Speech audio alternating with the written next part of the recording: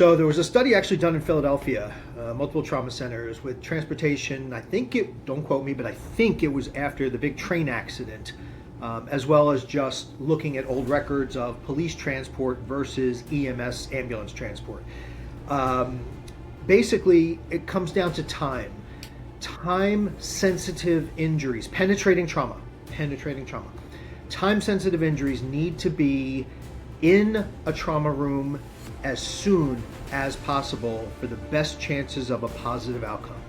So if an officer is wounded, usually penetrating trauma, and you have to call 911. Now think about SWAT. We're staged with 911, half a block away. So that's kind of a no-brainer.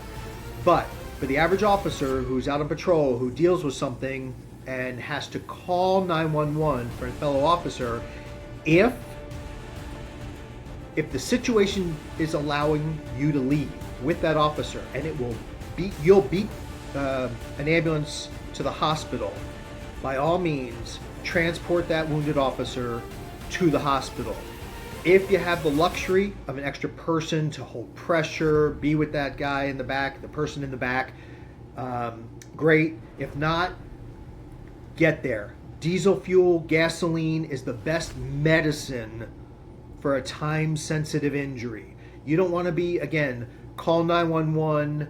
Now, if you can't get off the X, you can't get out of that situation, you're doing your best with your partner behind a barricade, behind cover, and you just can't get out of there, call 911. They'll get in there as soon as they can.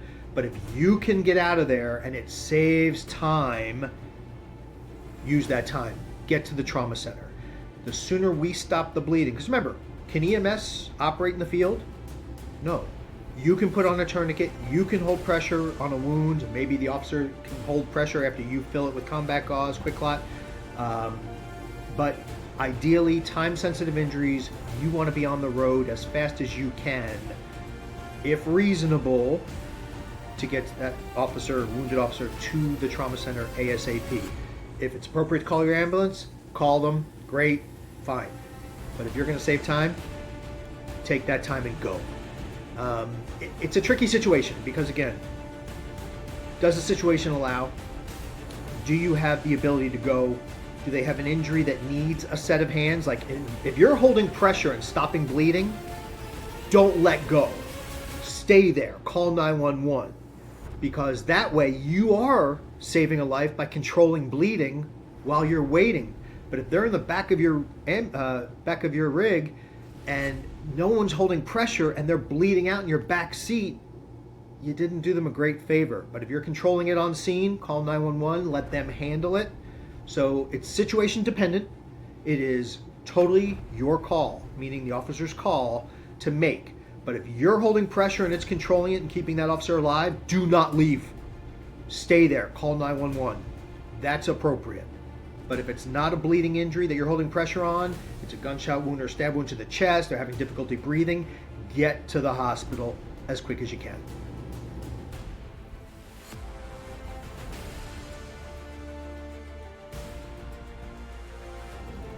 Absolutely. It's always great to have a heads up of what's coming in.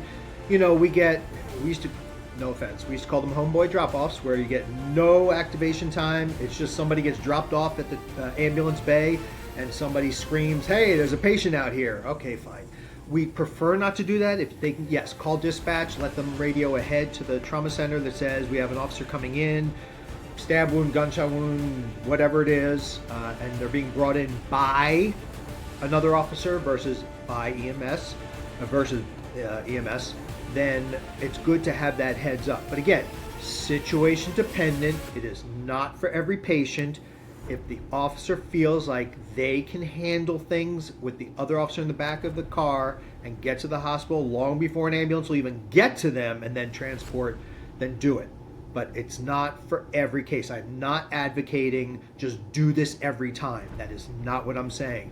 It's a great idea to review with your medical directors, and ideally talk to your SWAT medics, talk to your SWAT docs on your teams of either, if you don't have that, call your county sheriff, call your state police. They have medical people, medical assets who can educate and train anybody. They should, at least. I used to do that all around the state. I would go to every agency who asked me to go. I never said no. And I would go to agencies that had no medics, that had no docs, and help train them and educate. And educating is probably more important than the training.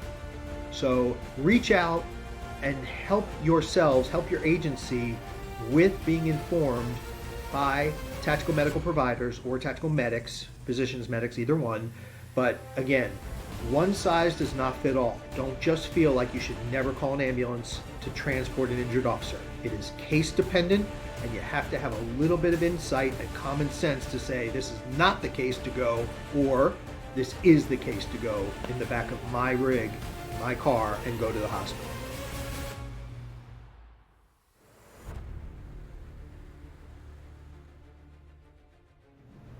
Again, situation dependent. If you have an active scene that requires that officer to stay on scene for whatever reason, then they have to stay, plain and simple.